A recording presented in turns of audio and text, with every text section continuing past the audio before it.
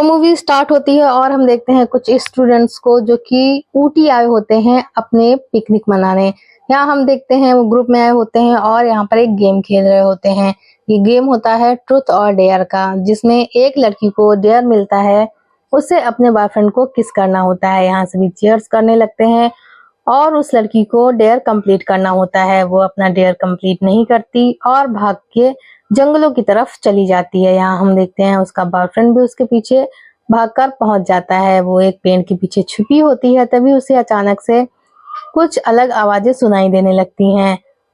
वो डर कर इधर उधर देखने लगती है और उस आवाज की तरफ जाने की कोशिश करती है। एक जगह पहुंचती है और ऊपर पेड़ की तरफ देखती है, जिसे देखकर वो जोर से चिल्लाती है और सब कुछ शांत हो जाता है। दूसरी तरफ हम देखते हैं प्रोफेसर को, जो कि अपनी टेबल पर कुछ लिख रहे होते हैं। यहाँ हम देखते हैं उनसे मिलने के लिए इंस्पेक्टर्स आए होते हैं, जो उन्हें आकर बताते हैं कि अब एक ऐसा केस आया है जो पुलिस के समझ के बाहर है, आप चलकर उसे देख लीजिए। यहाँ हम देखते हैं हॉस्पिटल का सीन, जहाँ पर प्रोफेसर और वो पुलिस वाले पहुंच जाते हैं।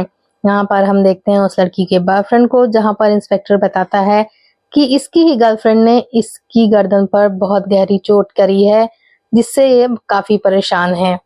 प्रोफेसर उस लड़की को देखने के लिए जाते हैं, जिसे कि एक बेड से बांध कर रखा जाता है। वो काफी अजीबोगरीब बातें कर रही होती है और प्रोफेसर को देखते ही उठकर बैठ जाती है, जहां पर वो ये कहती है कि अब मैं जाग गई हूँ और मैं किसी को नहीं छोड़ूंगी। यहाँ डॉक्टर सिर्फ इसे एक दिमाग का बुखार समझते हैं। तब प्रोफेसर गुस्सा हो जाता है और बताता है कि आप में से कोई भी इसका इलाज नहीं कर सकता।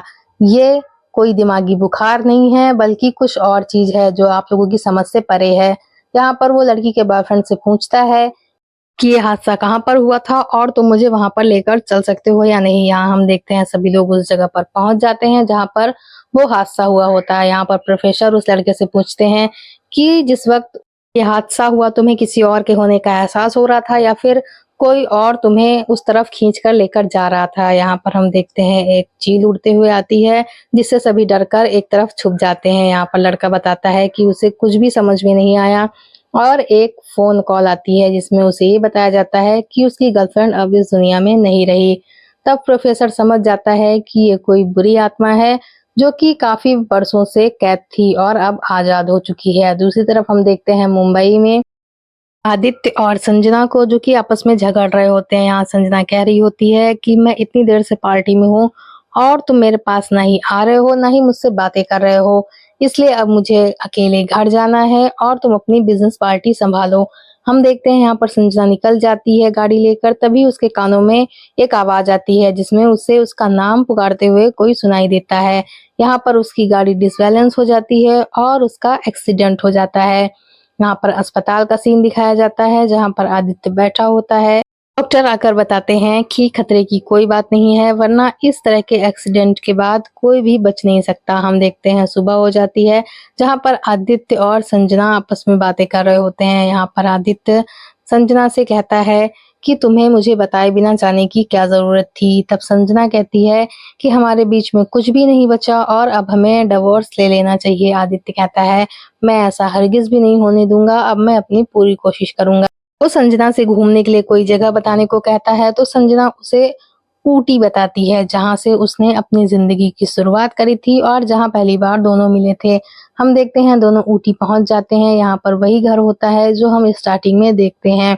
यहाँ पर संजना घर के अंदर जाती है तो उसे अपनी पुरानी बिताई हुई सारी बातें याद आने लगती है। हम देखते हैं रात का सीन, जहाँ पर संजना को नींद नहीं आ रही होती और वो उठकर दरवाजे के पास जाती है। दरवाजे से एक सुराख से हवा आ रही होती है, वो कान लगाकर उसे सुनने लगती है। यहाँ पर उसे फिर से वही आवाज सुनाई देती है कि कोई उसका नाम पुकार रहा है। हम देखते हैं वो दरवाजा खोलती है और बाहर की तरफ चली जाती है। बाहर आकर उसे चीखने के साथ साथ किसी के दर्द में चिल्लाने की आवाजें भी सुनाई देने लगती हैं। हम देखते हैं वो उसी जंगल की तरफ बढ़ने लगती है जहां पर वो हादसा हुआ था। तभी पीछे से आदित्य आता है और संजना को पकड़ लेता है।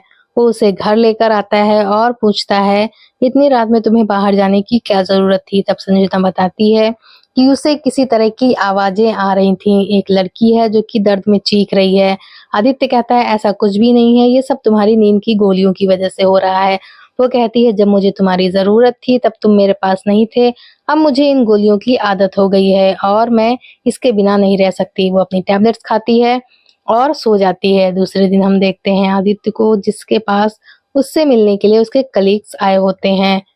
हाँ, वो दोनों कहते हैं कि तुम्हारे रिश्ते को किसी की नज़र लग गई है, तुम दोनों कितना खुश रहा करते थे और अब सब कुछ बदल गया है। वैसे संजना कहाँ है?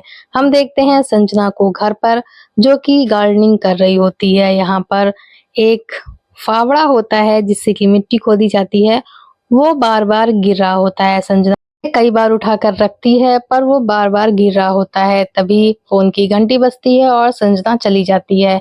यहीं पर हम देखते हैं उस फावड़े पर किसी का खून लगा होता है।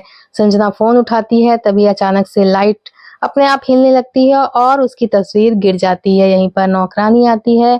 संजना उससे पूछती है रॉबर्ट कहाँ है? वो इतने दिनों से क्यों नहीं आया? मैंने उसे कई बार कॉल करी।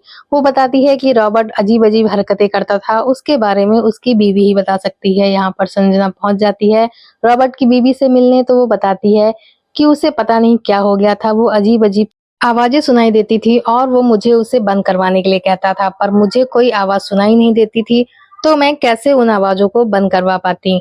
संजना घर वापस आ जाती है और यहाँ पर रात में उसे किसी बंदूक के चलने की आवाज़ आती है। वो आदित्य को बताती है कि क्या तुमने वो आवाज़ सुनी? कहीं पर गोली चली है। आदित्य कहता है ऐसा कुछ भी नहीं है, अगर ऐसा होता तो मुझे भी सुनाई देता। तब संजना आदित्य से पूछती है कि तुमने मुझे रॉबर्ट के बारे में क्यों नहीं बताया?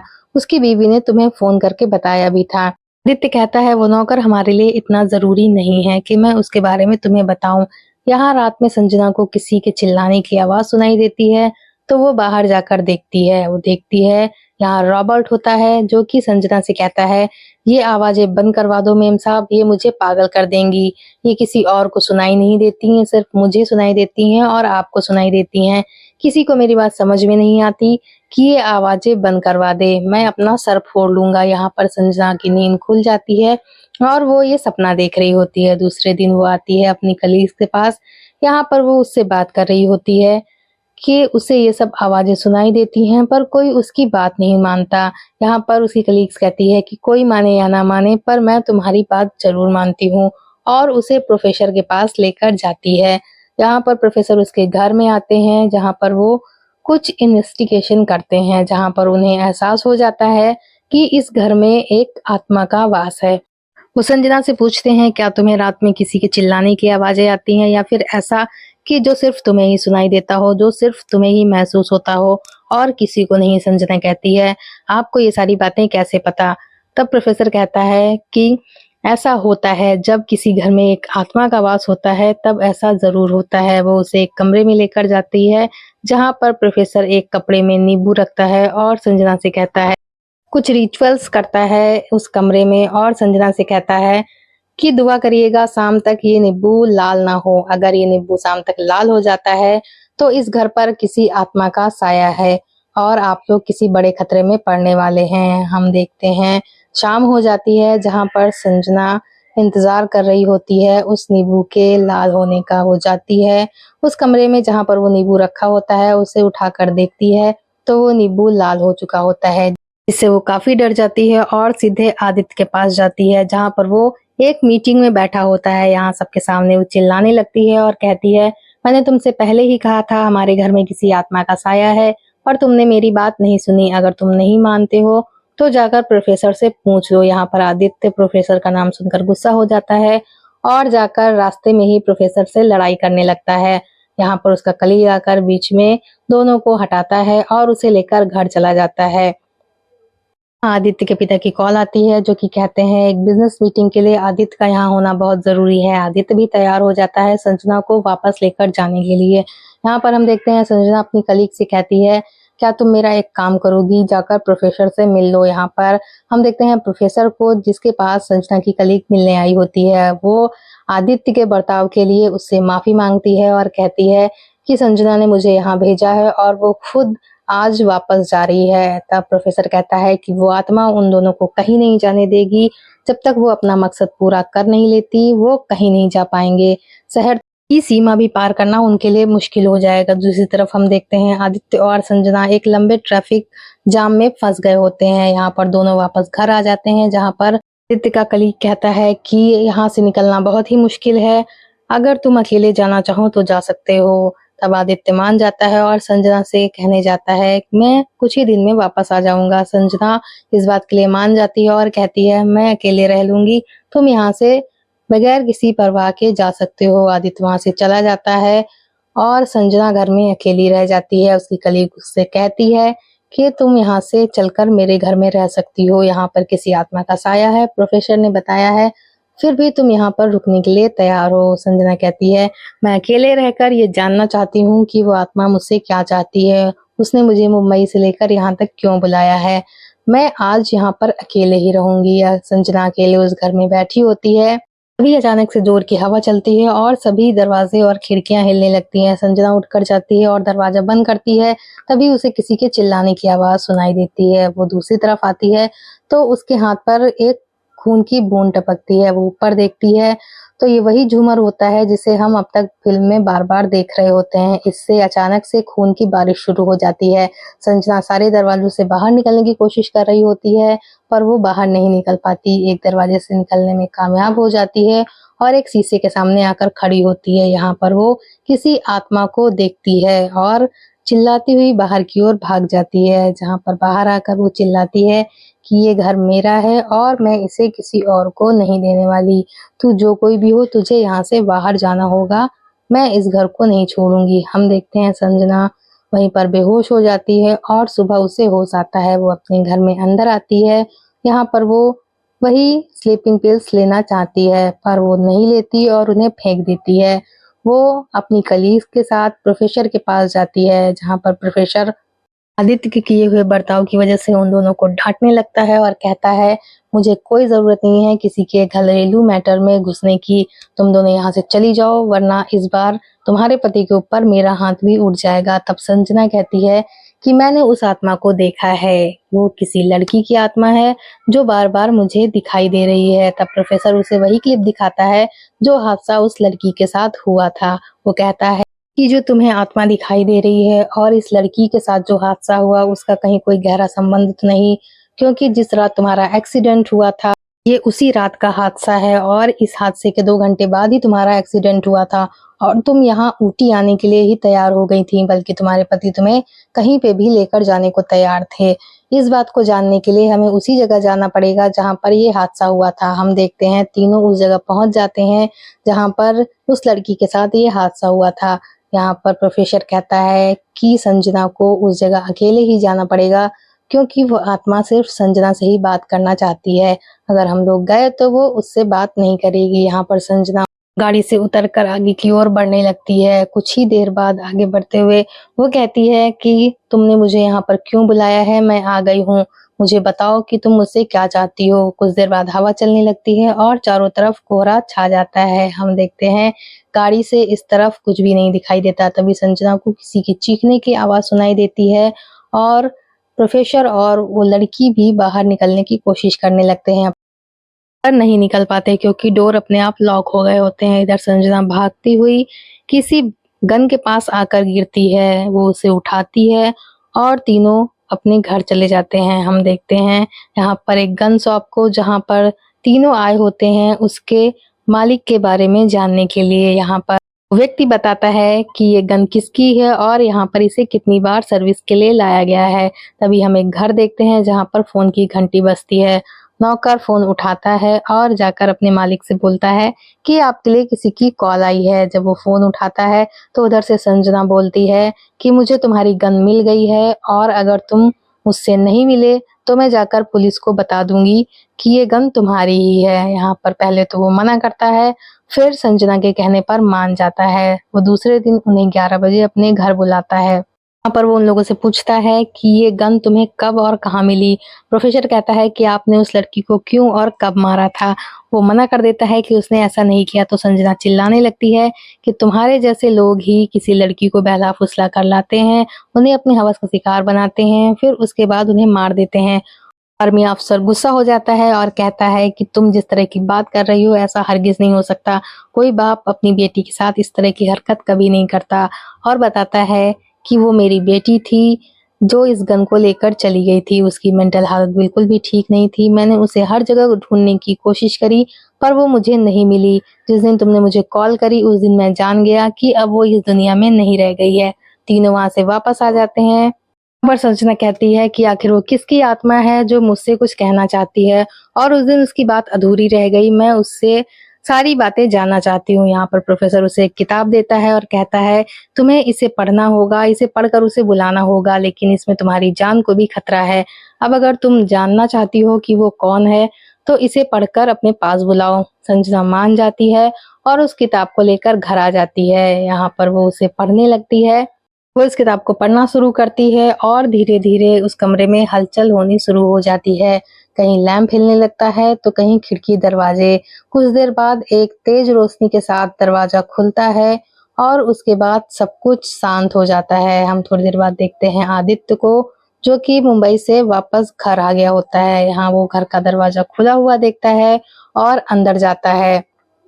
अंदर पहुंचकर देखता है संजना सीढ़ियों पर बैठी होती है। यहाँ पर उसके पास शराब की बोतल रखी होती है। वो संजना से कहता है नींद की गोलियों के साथ अब तुमने शराब भी लेना शुरू कर दिया है। यहाँ पर संजना आदित्य के साथ क्लोज होने लगती है जो कि आदित्य को काफी अजीब लगता है। यहाँ पर वो अपने शायराना अंदाज में उससे बात कर रही होती है। कुछ देर बाद वो उसे बेड पर लिटाती है और ये कहने लगती है कि घबराओ मत आदित्य, हम ऐसा पहली बार नहीं कर रहे हैं। इस बार भी पिछली बार की तरह तुम्हारी बीवी को कुछ भी पता नहीं चलेगा। और उसका चेहरा बदलने लगता है। आदित्य झटके से उसे नीचे गिरा देता है। हम देखते हैं उसके शरीर से वो आत्मा निकलकर बाहर की तरफ चली जाती है। यहाँ पर वो बड़बड़ा रहा होता है कि तुम जिंदा कैसे हो सकती हो, तुम तो मर चुकी हो, तुम यहाँ वापस कैसे आ गई। तब संजना होश में आ जाती है और आदित्य से पूछती है कि कौन मर चुका है, तुम मुझसे आज तक क्या छुपाते आए हो। मैं तुम्हारे लिए परेशान रहती थी और तुमने मुझसे पता नहीं क्या क्या छुपाया है। तब आदित्य परेशान हो जाता है और संजना को पूरी स्टोरी बताने लगता है। वो बताता है कि किस तरह से वो पिछली बार जब ऊटी आया था तो काफी बारिश हो रही थी जिसमें एक लड़की भीगते हुए उसके घर आ गई। यहाँ पर उस लड़की ने आदित्य से हेल्प मांगी और उससे अपने घर में पनाह देने को कहा। आदित्य मान गया और उसे घर के अंदर आने दिया। वो उसके लिए कपड़े लेकर जाता है तो वो पहले से ही आग के पास बैठी होती है। कुछ देर बाद वो आदित्य के घर में उसका पियानो बजाने लगती है। यहाँ हम सुबह का सीन देखते हैं जहाँ पर आदित्य उठता है और उसे गाड़ी की आवाज सुनाई देती है। वो बाहर जाकर देखता है तो वो लड़की अपनी गाड़ी लेकर वहां से जा चुकी होती है। आदित्य बाहर आता है तो उसने एक लेटर लिखकर छोड़ा होता है आदित्य के लिए। वो उसे पढ़ता है और अपने काम के लिए निकल जाता है। जब वो अपने काम पर जा रहा होता है तो रास्ते में उसे उस लड़की की गाड़ी दिखाई देती है। वो अपनी गाड़ी रोककर उसे इधर-उधर ढूंढने लगता है। थोड़ी दूर जंगल में जाने पर उसे वो वायलिन बजाती हुई दिखाई देती है। वो उसके पास जाता है और यहाँ पर दोनों काफी क्लोज आ जाते हैं। हम देखते हैं आदित्य के घर का सीन जहाँ पर शाम को वो लड़की गन लेकर बैठी होती है और लव मी और हेट मी का गेम खेल रही होती है। आदित्य डर जाता है और उसके हाथ से बंदूक ले लेता है। यहाँ पर वो काफी खुश हो जाती है कि आदित्य ने उसकी जान बचाने के लिए इतनी कोशिश करी। हम देखते हैं फोन की घंटी बजती है। आदित्य फोन उठाता है तो उसकी वाइफ संजना का फोन होता है। यहाँ वो उससे पूछती है कि तुम घर में अकेले हो या नहीं। वो बताता है कि बिल्कुल अकेला हूँ मैं और मेरी तन्हाई। पीछे से वो लड़की ये बात सुन रही होती है। वो कहती है तुम तो बहुत ही अच्छे मर्द हो, यहाँ मेरे साथ रहते हो और उधर अपनी बीवी से झूठ बोल रहे हो। आदित्य परेशान हो जाता है और एक तरफ जाकर खड़ा हो जाता है। हम देखते हैं शाम को वो लड़की संजना की सारी तस्वीरों को जलाने लगती है जिसे आदित्य देख लेता है और जाकर उस लड़की को रोकता है। यहाँ वो लड़की कहती है कि मैं तुम्हारे दिल और दिमाग से एक एक याद मिटा दूंगी तुम्हारी बीवी की। तुम अपनी बीवी को बता दो कि तुम मेरे साथ यहाँ रहते हो और मुझे प्यार करते हो। इस बात पर आदित्य उसे एक थप्पड़ लगा देता है और कहता है मेरी बीवी मुझसे बहुत प्यार करती है और उसे ये बात बताने की कोशिश मत करना। मैं तुम्हारे हाथ जोड़ता हूँ, तुम यहाँ से चली जाओ। इस पर वो कहती है कि तुमने क्या मुझे इतनी लड़की समझ कर रखा है कि जो तुम जब चाहो इस्तेमाल करोगे और फिर उसके बाद भूल जाओगे। मैं तुम्हारी जिंदगी में तबाही लाकर रख दूंगी। इस बात पर आदित्य गुस्सा हो जाता है और घसीटते हुए उसे घर से बाहर कर देता है। कि बाहर से भी वो लड़की चिल्ला रही होती है। इधर रॉबर्ट होता है जो कि आदित्य का नौकर होता है, वो ये सब कुछ देख रहा होता है। दूसरे दिन आदित्य अपने ऑफिस के लिए जा रहा होता है तो रास्ते में उसे वही लड़की यानी कि मालिनी खड़ी दिखाई देती है। वो आदित्य के पास आती है और आदित्य से कहने लगती है, मुझे माफ कर दो, मैंने तुम्हारे साथ कल जो कुछ भी किया वो सब गलत था। तुम्हारे साथ अपनी जिंदगी जीना चाहती हूँ और तुम भी मेरी बात को मान लो। यहाँ आदित्य गाड़ी में बैठकर जाने लगता है तो उस लड़की को धक्का लग जाता है। वो खाई से नीचे गिरने लगती है। आदित्य निकलकर उसे देखने आता है तो वो उस पर पत्थर फेंकने लगती है। वो आकर आदित्य से फिर से लड़ाई करती है। शाम का टाइम होता है। आदित्य अपने घर वापस आता है तो उसे घर की सीढ़ियों पर कुछ ब्लड दिखाई देता है, जिसे देखकर वो काफी घबरा जाता है। वो भागते हुए अपने घर के अंदर जाता है तो उसे रॉबर्ट एक कोने में लहूलुहान मिलता है। रॉबर्ट उसे देखकर बताता है कि वो लड़की घर के अंदर गई हुई है। आदित्य घर के अंदर जाता है तो उसे वो लड़की वहां पर खड़ी हुई मिलती है। यहाँ पर वो बार बार जिद कर रही होती है कि तुम मुझे अपनाओगे या नहीं। मेरे पापा को मेरी गाड़ी मिल चुकी है और अब मैं खुद को मार लूंगी। पागल खाने नहीं जाना चाहती हूँ, इसलिए तुम मेरी बात को मान लो। यहाँ पर आदित्य उसकी बात नहीं मानता और उससे बार बार गन नीचे करने के लिए कहता है। वो कहती है, मैं तुम्हारी वाइफ को सब कुछ बता दूंगा। आदित्य उसे मना करता है कि तुम्हारी बात का मेरी वाइफ कभी भी विश्वास नहीं करेगी। वो कहती है, यहाँ अगर किसी की लाश मिलेगी तब तो तुम्हारी बीवी इस बात पर विश्वास कर लेगी कि हाँ तुम्हारी लाइफ में कोई और था। यहाँ पर वो चीखती है और एक फायर कर देती है। उसका ब्लड जाकर उसी झूमर पर गिरता है जिसे हम शुरू से कई बार देखते हैं। यहाँ पर संजना और आदित्य खड़े होते हैं। आदित्य बताता है इसके बाद उसने उस लड़की को रॉबर्ट की मदद से जंगल में दफना दिया था और इसके बारे में किसी से भी कुछ भी नहीं बताया, ना अपने पापा से और ना ही तुमसे। वो कहता है मुझे जो सही लगा वो मैंने किया और इस चैप्टर को हमेशा के लिए बंद कर दिया। रॉबर्ट भी उसकी इस हरकत में उसके साथ शामिल होता है और उसकी गन को आदित्य वहीं पर फेंक कर चला आता है। फिर वो संजना से कहता है कि वो संजना से बहुत प्यार करता है, इसीलिए उसने इस बारे में किसी को भी नहीं बताया। वो जानता था कि अगर वो ऐसा कुछ भी बताएगा तो इससे हमारा रिश्ता खराब हो सकता है। तब संजना कहती है, तुमने इस तरह की हरकत करी, किसी और को अपनी जिंदगी में लेकर आए, उसके बाद चाहते हो कि मैं तुम्हें माफ करके सब कुछ भूल जाऊं, ऐसा नहीं हो सकता।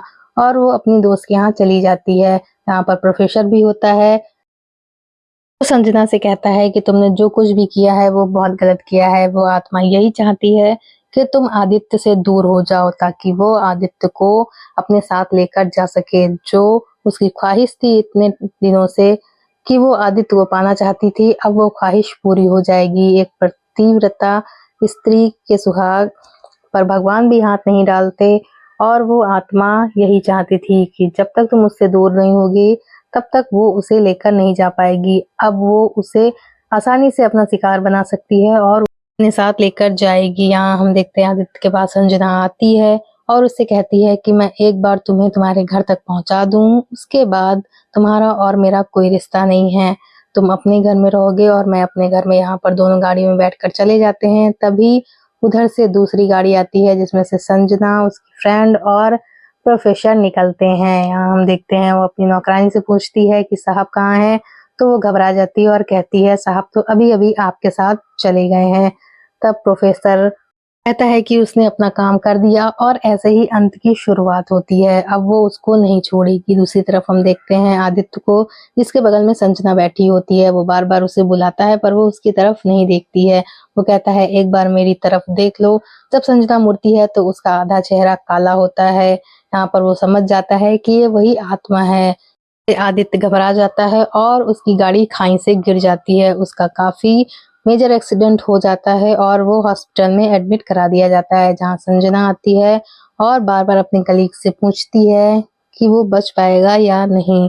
वो एक दो बार तो उसकी बात टालने की कोशिश करता है, फिर उससे कहता है कि उसका बहुत ही मेजर एक्सीडेंट हुआ है, उसके बचने के चांसेस बहुत कम है। यहाँ प्रोफेसर आता है और संजना से कहता है कि अगर तुम उसे बचाना चाहती हो तो तुम्हें उस लड़की बॉडी को जलाना होगा। जब किसी की बॉडी जला दी जाती है तो उसकी आत्मा अपने आप मुक्त हो जाती है। संजना कहती है एक बार वो मेरे आदित्य को मुझसे छीन चुकी है, अब मैं उसे ऐसा नहीं करने दूंगी और मैं वहां जाकर जरूर उसकी बॉडी जलाऊंगी। यहाँ पर तीनों जगह पर पहुंच जाते हैं जहां पर उस लड़की के साथ हादसा हुआ होता है, जिसे हम मूवी की स्टार्टिंग में देखते हैं। यहाँ पर प्रोफेसर एक नींबू निकालता है, उस पर कुछ मंत्र पढ़कर उसे इधर उधर घुमाने लगता है और एक जगह पर जाकर वो नींबू लाल होने लगता है। यहीं पर उस लड़की की बॉडी दफन होती है। हम देखते हैं दूसरी तरफ आदित्य को, जो कि अपनी जिंदगी और मौत से हॉस्पिटल में लड़ रहा होता है। इधर तीनों मिलकर उस जगह पर खुदाई करने लगते हैं और कुछ देर बाद उन्हें वो बॉडी मिल जाती है। प्रोफेसर उन दोनों को वहीं रोककर खुद गाड़ी से पेट्रोल लाने के लिए चला जाता है। वो वहां पर पेट्रोल निकाल रहा होता है, तभी पीछे से उसे कुछ आवाज आती है। यहाँ पर एक तार होता है जिसमें से काफी तेज बिजली निकल रही होती है और इसी बिजली से वो आत्मा प्रोफेसर को मार देती है। प्रोफेसर वापस आता है और उन दोनों को पेट्रोल पकड़ा देता है, साथ में माचिस भी।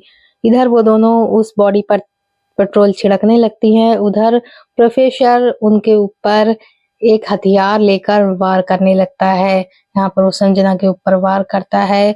उसके अंदर उस लड़की की आत्मा होती है। संजना को गालियां दे रही होती है और संजना से कहती है कि मैंने उसे पाने के लिए क्या क्या नहीं किया, उसके बाद भी तू यहाँ पर अपनी दुम हिलाती हुई चली आई है। यहाँ पर वो संजना पर वार करती है तो संजना एक तरफ भागती है। यहाँ पर भागते हुए वो उस जगह पहुंच जाती है जहाँ पर उस आत्मा ने रॉबर्ट की लाश को टांग कर रखा था। वो उसके पास खड़े होकर रोने लगती है। तभी पीछे से वो आत्मा आती है और संजना पर वार करती है, जिससे रॉबर्ट का सिर एक तरफ लुढ़क कर चला जाता है। यहाँ हम देखते हैं संजना भागते हुए गाड़ी में जाती है और गाड़ी स्टार्ट करने लगती है। तब गाड़ी के ऊपर भी वो आत्मा आकर संजना पर वार करने लगती है। यहाँ पर संजना गाड़ी पीछे करके उसे एक पेड़ के पीछे दबा देती है। यहाँ पर वो कई बार गाड़ी पीछे करती है, कुछ देर के लिए उस गाड़ी में ही दब जाती है। यहाँ पर संजना वापस बॉडी के पास आती है और उस पर पेट्रोल डालने की कोशिश करने लगती है, पर पेट्रोल खत्म हो चुका होता है। वो वापस गाड़ी के पास आती है और एक पाइप की हेल्प से गाड़ी से पेट्रोल निकालने लगती है। यहाँ पर वो आत्मा भी उसी जगह दबी होती है। हम देखते हैं उसको होश आ जाता है और वो गाड़ी तुरंत ही पलट देती है। यहाँ पर संजना गाड़ी के नीचे आते आते बचती है और एक तरफ होकर भागने लगती है। वो आत्मा भी उसके पीछे भागती है, पर भागते हुए संजना उस बॉडी के पास पहुंच जाती है। यहाँ पर पहुंचकर वो तुरंत ही उस पर पेट्रोल डाल देती है और आग लगा देती है। वो आत्मा भागते हुए आती है पर संजना को रोक नहीं पाती और खुद भी उसी आग में गिर जाती है। ना उस लड़की की बॉडी जलाने में तो कामयाब हो जाती है, पर यहाँ पर प्रोफेसर की मौत हो जाती है। हम देखते हैं उस आग से भी उस आत्मा के चिल्लाने की आवाजें आ रही होती हैं।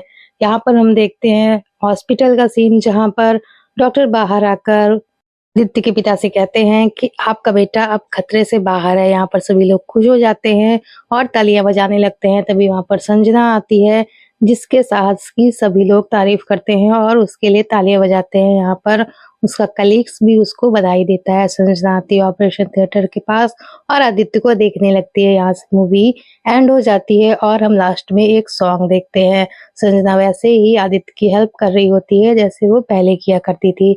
आपको मूवी एक्सप्लेनेशन कैसे लगा जरूर बताइए। प्लीज चैनल को सब्सक्राइब करिए।